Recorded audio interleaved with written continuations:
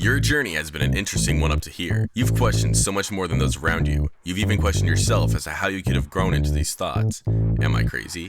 When did I begin to think differently? Why do people in general appear so limited in their thought process? Rest assured, you are not alone. The world is slowly waking up to what you already know inside, yet can't quite verbalize.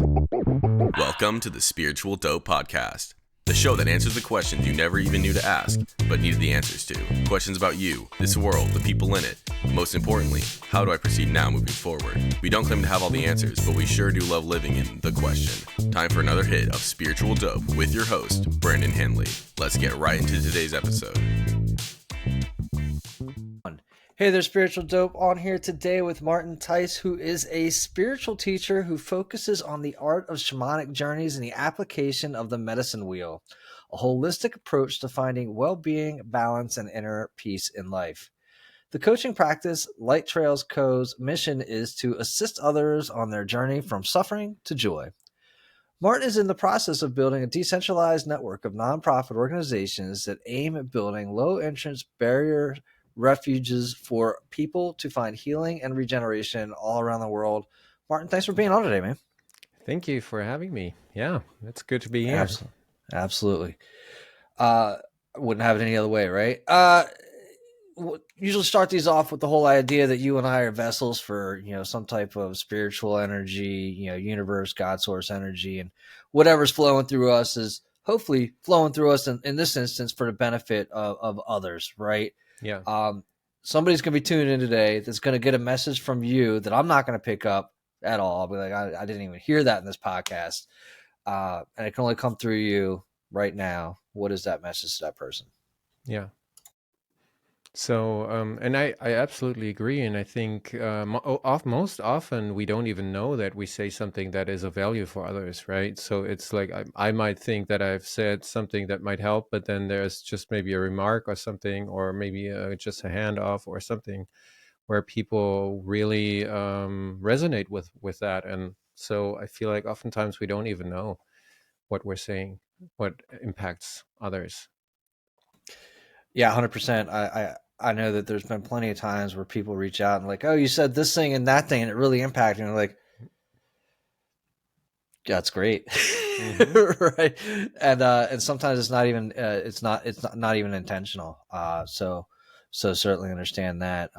Martin, I think that one of the things that for me, going through this space and this is coming up on my third year, I think, of the podcast, shamanism, which is one of your specialties, right?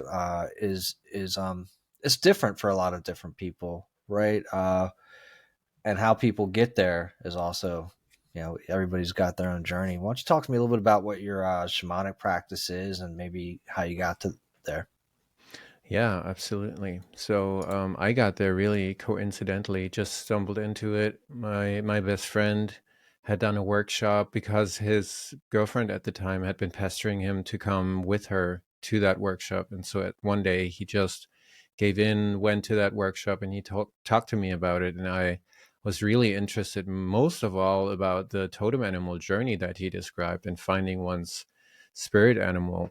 And so I really stumbled into that because before that I had nothing to do with spirituality or anything of that sort. I didn't really know what's going on, was pretty much still tethered to the matrix in that figurative speech, So that was really a great lucky chance for me.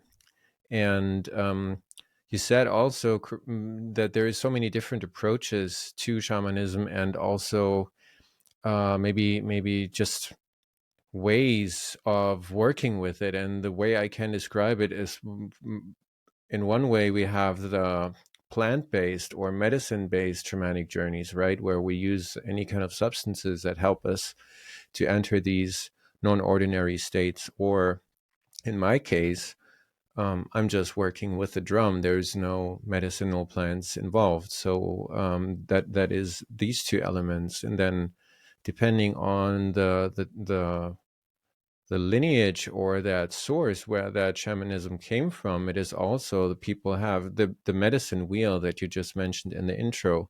is similar to many different cultures, but the way how they work with it is different. So in a sense, that is when I learned with a shaman who was working with more Southern American shamanism from the Peruvian Andes, the medicine wheel was completely different in the way and the animals we find in it and the guardians and so forth. But it was still similar in the power and the transformational processes it incorporates. So I think there's no right and wrong. It's just like, for me, it made sense after having worked so much with the medicine wheel and the teachings from the Lakota, that I stayed with that because my mentor was really and is still a great person to learn from, you know. So I just felt, for me, this resonates more with me. I moved back to Germany, and so I went back to my old mentor that I'm still with, the same person I had that workshop with over 10 years ago, you know. Yeah, that's awesome. The when what's the name of the teacher? Lakota? I didn't catch the first part. Lakota is a Native American tribe. Okay. Okay.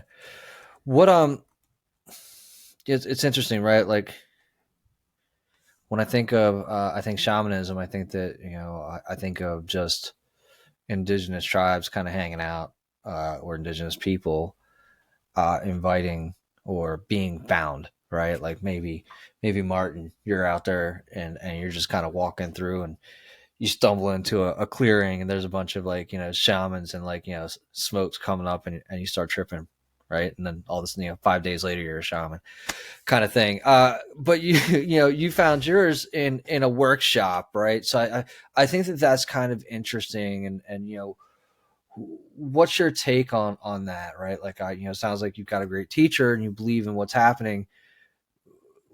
Just, I don't know, help me out there. Like, how does somebody find shamanism through a workshop?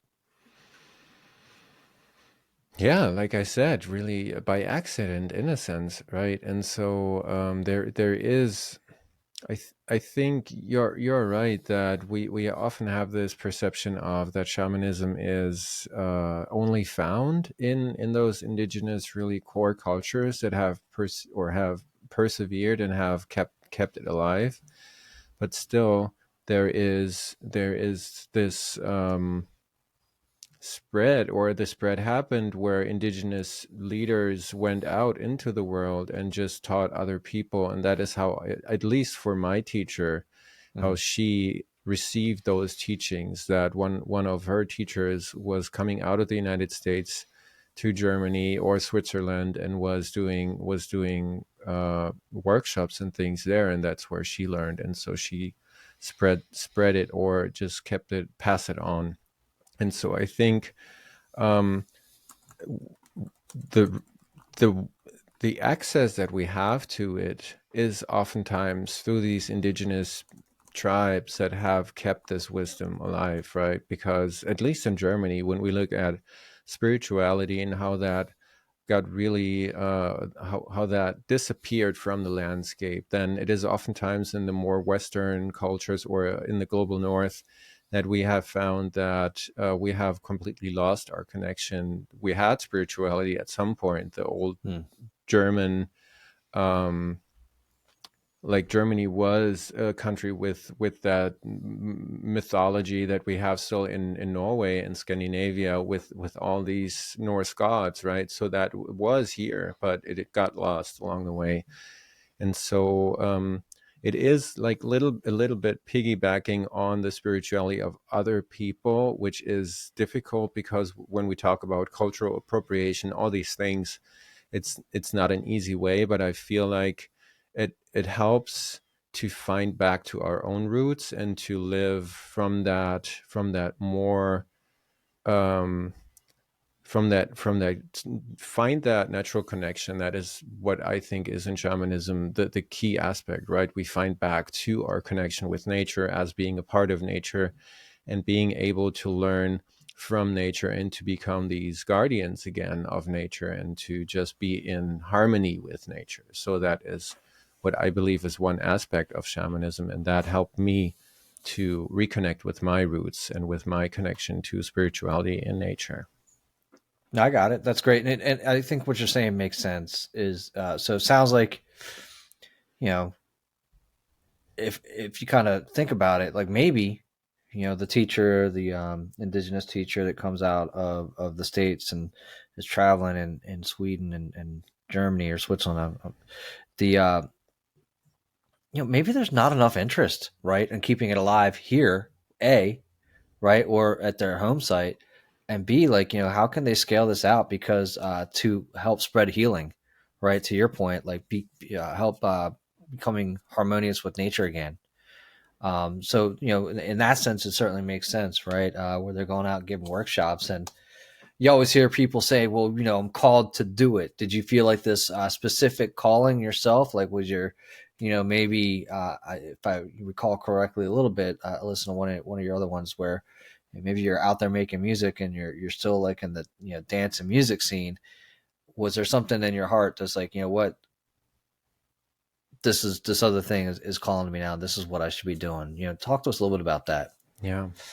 So for me, the my spiritual path has always been more of a necessity, really, because I was struggling so much that it felt like it is the only thing that makes sense and keeps me feeling better, if that makes any sense. That whenever I got lost in the world, and I realized after some time, well, it's really better for me to meditate and to be on this path of this um, spiritual awakening, because it just felt better. And so I kept on going to supervision and workshops in the shamanic journey realm, but also in other spiritual realms. And I just was really interested in these things, and so it was an inner motivation. I never really felt I'm called to be anything. It just was for me necessary, because it lessened my pain, it lessened my feeling of disconnectedness. And so when I relaunched my coaching practice, um, I was really struggling to find out how can I serve people, because that general life coaching model that was maybe possible 10, 15 years ago is not really working anymore, because there's just so many people who offer these kind of services. And I really understood that the biggest quality that I have, and the thing that is quite unique, in the sense that shamanic journeys without medicinal plants is something that is rare to find. That is something that people might actually be looking for, And so that was when I understood, okay, maybe it's time to incorporate my studentness, all those years of being taught, and to apply that so that I can create that space for other people. Yeah, no, that's great. So it was more along the lines of you were simply on your own path, right? And these were the things and the tools and the way that you were able to find some type of solace and self reconnection, I guess is Yeah. is is is it, right? Um, tell us a little bit about, like, pre you know self assured Martin. hmm Like, what's this? Who were you before you found this for yourself? Like, what was your life like? Yeah. So, like I said, a lot of suffering, really, so much pain, and a lot of self-doubt, not being good enough, very critical, very driven, in the sense of, for a long time I was an athlete, and I was really trying to define myself and my worth in through competition and through my Hmm. body. And Hmm. so I was never an expert, like an excellent athlete. So I was never, that wasn't really working, because I didn't get those first places, right, in national championships. Hmm. But so I was really depressed and emotionally disconnected. You mentioned that before. So I didn't have any access to my emotions. I had completely suppressed that realm. And so it was like, I often use that pressure cooker metaphor, because there was so much pressure that I was holding down, that the shamanic journeys were really probably one of the few things that would have been able to help me, because you mentioned before we started this, that doing some kind of hallucinogenic drugs was never an option for me, because I was really scared so much about letting go of that controlling element of holding that pressure down, right? And so, or that Interesting. Yeah. those feelings. And so I think it was wise in the sense that it's very likely that I would have ended up with some kind of psychosis or some kind of mental breakdown. Maybe it would have gone well, but I just felt like this is too dangerous. Sure. And so You already you just didn't feel like you were at a space where whatever was going on within you, that if you, if you fed it or if you amplified it, that it would go well. Yeah. Right. Yeah, That makes sense.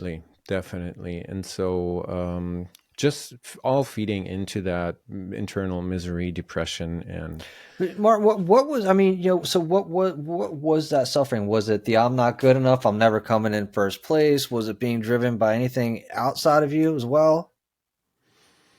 I think it was probably the being having been very, very negatively critical about myself. So the not being good enough motive wasn't clear to me at that sense, so I was only seeing where I lack and where I need to get better, or where it's not enough for this or that, but it wasn't clear to me that this is actually what drives me. Mm-hmm. And so most of the the misery came actually from that depression of anger, really, like so much anger. If to be honest, like uncovering this anger over the last few years, I realized how angry I actually was, right? And that anger having been directed at myself, ending up in a really severe depression that was coming and going, but always somewhere in the background. Yeah. No, listen, I mean, it can be enough, right? It can be, it's everything. The story that we tell ourselves, and especially in down times, and that can, uh, people talk about, especially in the coaching space, right? All you got to do is 1% every day, and you get compass better. But what we don't talk about really is it can go the other way, right? It can compound the other way, and that weight can become what I see, and even in my own personal time is that weight of depression can come on almost faster and harder, and it's more tangible than I think than improvement, right? Improvement just doesn't, like, everything's good and keeps getting better, but like this depression and that weight that comes on you is debilitating, right? So tangible. Yeah. So you can actually feel it, and it seems like it's because it's so it's heavy. not Yeah, absolutely. Right. Doesn't feel like it's going to go away. Yeah. So but again, it can compound in that other direction. So sounds kind of like that's what was going on. Where did you notice a break away from that? And if we're looking at graphs and it starts trending the other way, was there a visible break, or did you finally, like, did you look back one day and you're like, oh my god, I'm better? Mm-hmm. Right? I think it's probably more like that. Yeah. Okay. So similar to when you just talked, I remembered when I was in the rowing team. Some maybe half a year later, I realized, standing in front of the mirror, man, I look different. I was really, really fit at the time. And so probably it's like this. We don't really recognize it, that those small increments that you mentioned, until one day I realized, well, I'm actually feeling a lot better. I don't know where it really started, and I don't know what exactly I did, but it's like, and then we can think about it and we know what we did, but kind of like that surprise element, like, yeah, it's almost like coming out of this fog, right? When we realize, well, it was so foggy, and then we don't pay attention. At some point, realize, well, the fog is gone. Yeah. Well, I think it's like you mentioned, right? You talked a little bit about, even in the beginning, breaking. You were tethered to the matrix, and then, like, once you get out of it, it's like you never knew any different to begin with, right? Like I've always been kind of in this space, and everything's always been okay. I just never noticed it. Um, Talk to me a little bit about the work that you do, right? Like let's say, I think that you've got some webinars, you've got some meditations. I reach out to you, Martin. I've listened to this podcast, on spiritual dope. I'm like, Martin sounds like a pretty fucking cool guy, and he sounds like he can help me with my shit. What's going to happen when I pick up the phone and call you, or I reach out and have schedule a session? What's that going to look like? Yeah, so those are you are right. Two different routes actually. The webinar is something that people usually book without me having called anyone or having called with them. So it is a free webinar, so people just see that through different sources and they just enroll. And it is my way to serve the community in the sense where some people who might not be sure, just want to try it out, podcast listeners who want to just check it out. That it is a very compounded version of a shamanic journey where they get to experience that, because we can talk all day about it. If we don't experience it, we'll probably never really understand. That's And right. so the other thing is, people who call me, oftentimes we just work on, in this initial call that we have, we work on just finding what is my roadblock, what is usually keeping me from moving toward that which I would like to implement or bring into my life, and then to focus also on the other side, seeing what is really, what is my goal is, might be a word, but it's more than a goal. It's just that inspiration, right? What is really inspiring me? What am I moving forward to? And just as an example, the sanctuary or the network that you mentioned in my bio is something, if I'm struggling, I know this is worth going through this, because I really believe in my vision. I believe in that calling of creating such a place. And so even if the road gets rough sometimes, I'm really, really motivated and inspired to keep on going forward, right? So, and that is what we usually do. And if the person, like, say, if you call and you say, I like to work with you, I just have this 16-week system that I created where we take your main intention that we worked on, and then we do shamanic journeys that are specifically designed for that. And I help you along the way a little bit for a little while. Help me and the audience, who may be more familiar with, like you said, I think at some point the coaching space became really saturated, right? So I think a lot of people, especially listening to podcasts in podcast land, may already be familiar with like life coaching. Help me understand what it's going to look like, and how shamanic journey is going to be different than working with a life coach.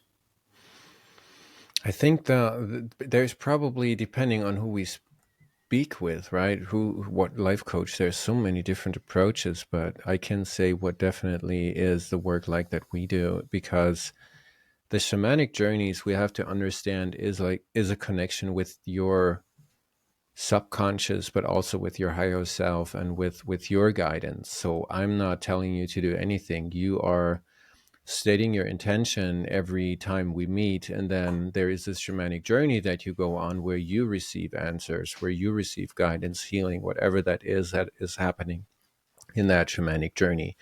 And so I think the biggest plus is, and why I believe so strongly in this work, is that we are finding our own solutions that we all have. Nobody needs anyone to be coached or something. We all have these answers. Sometimes we just don't know where to look, or sometimes we have forgotten how to look, and to use that space that we create together in order to find that connection and find these answers, So, You're in Germany and practice in Norway, right? Is that right? You've got like you're in that space. I think I heard Hawaii as well. yeah. Um, each one of those areas, I know my family's got like some Nordic background, so each one of these areas has kind of like their own um, indigenous, or like you talked about earlier, right? Norway and Scandinavians have their mythology, and maybe they bring something in that's similar to shamanism, or it can be, it can be shamanism, right? You can say, hey, this is like this is how they do it. This is how they shaman, right? But and same thing really with I think in Hawaii, they've got a really great indigenous practice, right? They've got their own stuff. Tell me how it's all kind of pulling together for you. Are you pulling something from each one of these areas and implementing them? Love to hear how that's Yeah, structured. yeah, that's it. I think what mostly attracts me to these places is nature itself. Mm, So being in Hawaii is basically enough for me. I don't need to do anything or learn anything from anyone, because being there is just so positive for me and my transformation, just becoming more aware. And I know that's very open and unprecise, but additionally, I really love to learn from the Hawaiian standpoint, from the culture, also history, and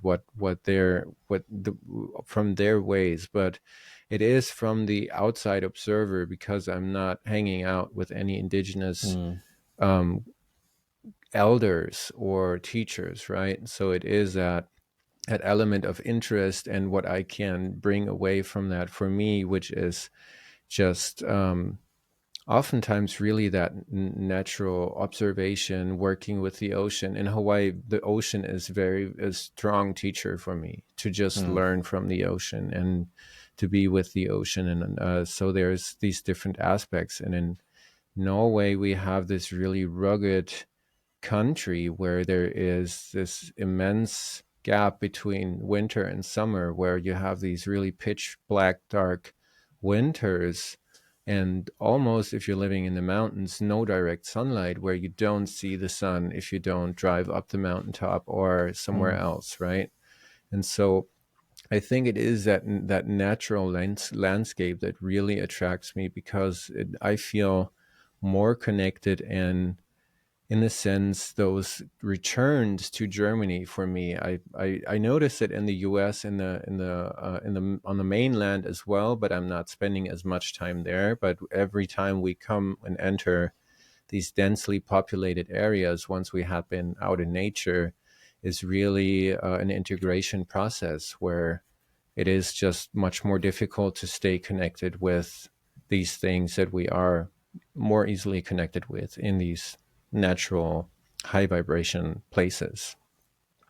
Are you talking like kind of your natural self, or like what do you mean by that? Yeah, kind of maybe a higher self, or something where it is there's not as much resistance to myself, to others. I'm more generous. I am also not as easily frustrated or angry, whatever. It is really almost like you said, this uh, I imagine we are, as spiritual beings, when we enter this world, it's more like being an infant, or is being amazed and just open, and so more connected to emotions as well. Children and infants are really in their emotion when they happen, and once they're gone, right? And then they're in this other exploration, watching, observing. So I think, at least for me, I'm really more connected to myself is probably the easiest description. Yeah, so and that's when you're out in nature, and then like kind of when you come into like these mainlands and these densely populated areas. I imagine like there's so much energy people are putting out that they're not Yeah. aware of, and you're more sensitive to that energy now, right? By kind of clearing your own energy field, clearing your own shit. That like when you go around other people, I'm just gonna keep saying shit. That have all their shit, right? Like it's just all around them, and they're not aware of it, right? But it's impacting you. You're picking up their signals. You're picking up their anger. You're picking up their frustration. And so yeah, it makes sense to me. Is that kind of what's going on? Yeah, absolutely. And that is exactly what's happening, where it is a process of demarcation or boundaries, really actively becoming aware of this process and not taking on everyone's energy, to just Mm. acknowledge, okay, this person is really very, very unfriendly to me or someone else. It doesn't have to affect me. I can observe it. I can be with that, but I don't have to absorb that energy, right? So it's Yeah, what are some definitely that. tools that somebody could use like that, Mark? Because that's a great one. I know of a lot of empathetic people that pick up on stuff and don't know how to shield their energy. As you kind of talked about earlier, I think especially as Western civilization men, like we cut our feelings off a long time ago, um, and um, so we may not even feel that, but there's plenty of other people that aren't that are, like I said, very empathetic. And or when you do reconnect to yourself, how do you keep yourself from putting the shields back up, or picking up somebody's bad juju? Yeah, yeah. Um, and I wish I would have an easy answer for that, to be honest, because it's been so far, it's been a really, that's one of the toughest things that I'm continuously working on, So Mm. I think probably step by step, just consciously being aware, this is something that I feel, and this is, for me at least, let's say it like this. Um, I notice, as a very empathetic person, and listening to people in conversations, in one-on-one conversations or in groups, I want people to be happy, to be well. I want them to be all right, right? And so I think empathetic people are oftentimes wired that way, that we want others to feel good. And so we spend our energy giving it away to others, in what way that is, but either by taking that negative emotion or giving positive emotion. Hmm. And that is the most draining process that empathetic people probably have, to just stop that, to say, well, you're angry, that's your anger. I can hold that space. I can be with that. I don't need you to be different. And that is really a master grade, in a sense, when we are able to do that. I often see these kung fu uh, grandpas, that don't absorb energy, but just are with that, but they don't give it. They just kung fu style dance around that or something. Sure. So, Yeah. Yeah. Yeah. but I would say, in not giving our positive energy to others or taking on the negative, if we become aware of that process, and we might need some observation and mindfulness, and really listening in, how do I feel when I spend time with a person? Do I feel drained afterwards? How was the conversation? What were the thoughts so there's a lot of inner vision or observation necessary. I think that's why I feel it is such a masterful grade, to be with others, but not being really influenced by that energy that they put out. No, I got you. It sounds like you know being aware of how you're exerting yourself, good or bad, right? And what's happening to you when you do that, right? Like, we're hanging out. I see a situation, and I'm like, like you said, if I'm you, I just want people to feel good or be in a better place, and I notice that they're not, and I'm putting all this energy into it, and it's still not changing the situation, right? And then that's kind of having a recoil and making me feel like, dragging me down. Whereas I think, if I'm understanding you correctly, you just kind of go to that person, realize that they're having a shitty moment, or they're not feeling so great, and just hold that space for them, and being able to retain your own energy in that way. Does that sound about right? Yeah, yeah, absolutely. And when you say that, I would probably say an easy to do step is to just breathe. You mentioned breath Mm, work, to yeah, yeah. just stay connected to the breath, and become present in a way, just listen. And it's so difficult. I have so many friends who are really angry at some point, where I feel like some inner judgments going where I say you shouldn't be that angry, or saying, hey, look how angry you are, all these statements that are going on in my mind. And then to say, well, I can just let go of that. I can just listen, breathe, and be present, and just see what it does with me, when that person, just stay with I'm listening, but I'm still staying with my awareness, with my Yeah. feelings. Yeah. Yeah.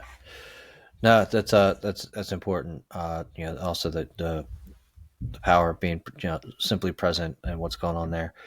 Tell me, what does breath work look in shamanism? I guess since you touched on it, is that a part of the work that you do, or does that just something else that's supportive of the work that you do? I think it's always beneficial, no matter in what approach. I have learned actually a yogic breathing technique, but I discontinued that at some point. But breathing itself, just keeping on breathing, and that is really one of the most essential things that we need to do in these journeys, is because we come across negative events, we come across certain things that hurt us, we come across pain in our body. And so the only way to really dissolve that and work with that is through the breath. So I keep on telling everyone who's working with me, whatever happens, if you're getting stuck, or if there's something where there's a pain or something, a sensation, just keep on breathing. I don't tell them how to breathe, just Yeah. stay with the breath, keep on breathing, and observe how that is changing. And so I would say it is a really important part. My teacher's mantra has always been keep on breathing, feel, breathe and feel. That those are the two things that were probably said most often to me on my spiritual journey. Nah, perfect. It's it's such a powerful tool, such a powerful tool. Well, Martin, I look at this podcast really, like I wasn't kidding too much. Like when somebody's coming along, they're going to listen to this podcast. Maybe if I'm lucky, you've been in this space doing the coaching, and you've done some, been doing what you've been doing. I'm sure that you're aware of, you got like maybe 90 days, that somebody's going to spend with you, and on the internet, right, on the interwebs, before they kind of move on. And so, while I never like to see anybody go, I always like to introduce them to their next possible dating companion, right? So I look at this as like spiritual speed dating. So somebody's tuning in, Martin, and they're checking you out. They're like, I like his smile, but let's see how he answers these questions, right? Yeah. So I have a couple questions to ask for you. Ready? All right. All right. Spiritual bachelor number one. What color best describes your personality? Rainbow. Rainbow. Yeah. Like a double rainbow? What kind of rainbow? Just a regular rainbow. Regular rainbow. I got you. What song best sums you up? John Hopkins, Sitting Around the Fire. Sitting around the fire. You got a couple lyrics? Can you sing it? No, it's actually, John Hopkins is a contemporary pianist, and he wrote a really beautiful piece where Ramdas is lecturing a little bit in it. So that's really a beautiful song. I love it. This will be the final one. If your friends compares you to an animal, spiritual bachelor number one, what animal would it be?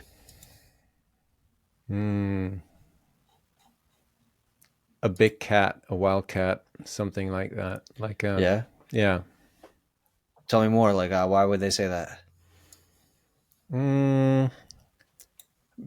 Probably because we're talking about friends, right? Because they see how I interact with cats in general, and because it is that stealth and that body feeling, also that mysteriousness, not really seeing through someone, never finding the bottom of someone. So I think in these wildcats especially, and if that's my totem animal, but the black leopard is that mysterious animal that we never really get to see, right? But it has enormous presence and is always somewhere in a tree or something, observing and going his rounds, is really going far. I'm traveling wide ranges, so I have a large territory I cover. So that's how I feel.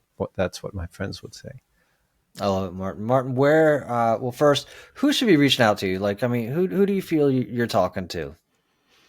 Yeah, so I think it's two different groups of people, actually. It is those who are really lost. Like we said, I don't know what to do. I don't know where to go. I have this feeling that spirituality is something that is attracting me, but I don't know where to go in my life. I'm completely overwhelmed. That is one part of people, because as I mentioned, with these shamanic journeys, we find through the fog by connecting with ourselves, right? Letting go of all that outside stuff that we accumulated, all those opinions of what we should do.